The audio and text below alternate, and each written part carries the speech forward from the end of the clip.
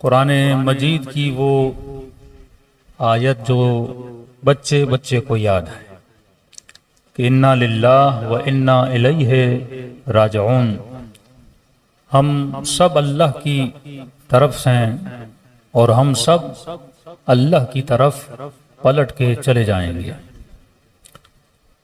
کئی ایسی چیزیں جو ہم ڈیلی بیسس پہ دہراتے ہیں لیکن ہم ان کی طرف توجہ نہیں کرتے، جیسے ابھی اللہم کل ولیک الحجۃ ابن الحسن کی تلاوت ہو رہی تھی۔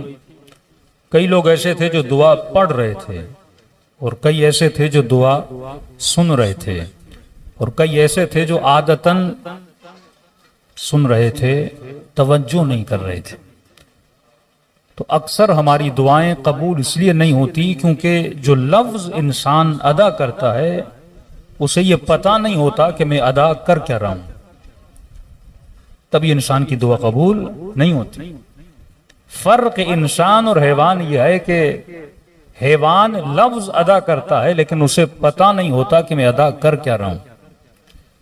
آپ کسی کے گھر میں گئے، پنجرے میں طوطا تھا اور طوطے نے آپ کو برا بھلا کہنا شروع کر دیا، تو کوئی عقل مند انسان طوطے پہ غصہ نہیں کرتا۔ کہ میں نے کئی سال پہلے ایک مجلس میں کہا تھا اگر طوطا کہے کافر کافر شیعہ کافر تو طوطے پہ غصہ کرو گے؟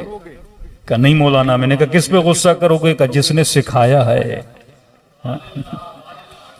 کیونکہ طوطے میں نہ عقل ہے نہ فہم ہے نہ شعور ہے۔ اب وہ جو کہے اس پہ غصہ کرنا جائز ہی نہیں ہے کیونکہ اسے پتہ نہیں میں کہہ کیا رہا ہوں۔ تو میں نے کہا آج کل کے مسلمانوں پہ تو غصہ کیوں کرتا ہے؟ یہ بھی تو سارے طوطے ہیں نا،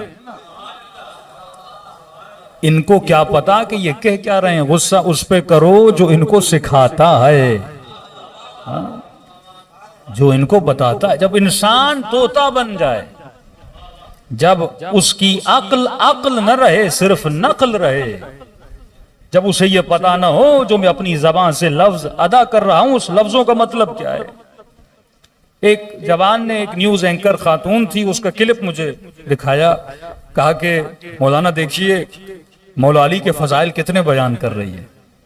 اب اس میں شعر و شاعری بھی تھی، اس میں لفاظی بھی تھی، علی کرم اللہ وجہہ کہاں پیدا ہوئے، کہاں شہادت ملی، جنگ بدر میں کیا کیا، جنگ خیبر میں کیا کیا، خندق میں کیا کیا۔ کہ مولانا یہ تو بڑی مولائن ہے، اتنے فضائل پڑھ رہی علی بن ابی طالب کی۔ میں نے کہا کوئی بات نہیں، ایک دن آئے گا امیر شام کا، پھر سن لینا ان کے فضائل کتنے پڑھتی ہے۔ تو بعض یہ جو نیوز اینکر ہوتے ہیں یا آپ کے لیے نیوز پڑھتے ہیں، ان کی اپنی عقل نہیں ہوتی، سامنے کی اسکرین لگی ہوتی ہے، الفاظ چل رہے ہوتے ہیں، وہ صرف لفظوں کو دیکھ کر لفظوں کو ادا کر رہے ہوتے ہیں۔ اسے کیا پتا کہ میں لفظ ادا کیا کر رہا ہوں۔ یہی تو فرق ہے محمد کے قرآن پڑھنے میں اور اس کے ماننے والے کے قرآن پڑھنے میں۔ کیا خوارج قرآن پڑھتے نہیں تھے؟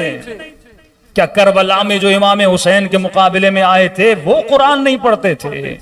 کیا کربلا میں جب نماز بپا ہو رہی تھی، لشکر حسین میں جب نماز ادا کی جا رہی تھی اور اسی نماز کی پہلی رکعت میں جب سورہ حمد پڑھی جا رہی تھی، کیا امام حسین سورہ حمد نہیں پڑھ رہے تھے؟ کہ مولانا پڑھ رہے تھے۔ اور میں نے کہا جو نماز لشکر یزید کے لشکر میں ہو رہی تھی اور وہاں پر بھی سورہ حمد ہی تو پڑھی جا رہی تھی نا۔ حمد پڑھنے والا حمد پڑھنے والے کو قتل کر رہا ہے، کلمہ پڑھنے والا کلمہ پڑھنے والے کو قتل کر رہا ہے۔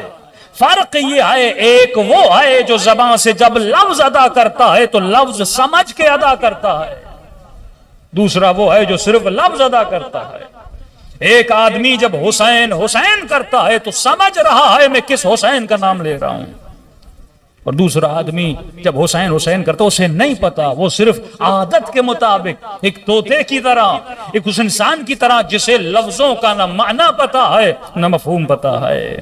تو میں نے بہت پرانا جملہ یہ کہا تھا، میں نے کہا لشکر یزید میں جب نماز پڑھی جا رہی تھی، کئی خیمے تھے، ایک خیمہ ہور کا تھا، ایک خیمہ شمر کا تھا، ایک خیمہ ابن سعد کا تھا. عاشورہ کے دن آنے والے ہیں، انہی چیزوں کو سمجھنے کے لیے ہیں. اگر تم دنیا سے جاؤ گے تمہاری قدر اور قیمت تب ہے. اللہ یہ نہیں کہے گا کہ تم نے پوری زندگی سورہ یاسین پڑھی تھی، تو پوری زندگی مجلسیں سنتا تھا، تو ڈیلی اٹھ کے زیارت عاشورہ پڑھتا تھا. اللہ کی آواز آئے گی جب پڑھا تھا سمجھا تھا کہ نہیں؟ پھر کیوں کہا کچھ ایسے ہیں جو قرآن پڑھتے ہیں پر قرآن ان پہ لعنت کرتا ہے. کیوں لعنت کرے گا قرآن؟ کبھی سوچا کہ مردے کو جب قبر میں لٹایا جاتا ہے اس کے کاندھوں کو ہلا ہلا کے یہ کیوں کہا جاتا ہے کہ اسمع وافہم، سن اور سمجھ؟ صرف یہ نہیں کہ سن، جو سن کے سن ہو جائیں وہ اور ہیں، جو سن کے سمجھ جائیں وہ اور ہیں. اسمع و افہم، سن بھی اور سمجھ بھی. صرف مجلس سنو گے تو اس مجلس کا کوئی فائدہ نہیں جب تک مجلس سمجھو گے نہیں. لشکر یزید میں 10 سے زیادہ خطبے امام حسین نے دیا ہے، وہ صرف سن رہے تھے اور سن بھی رہا تھا، سمجھ بھی رہا تھا.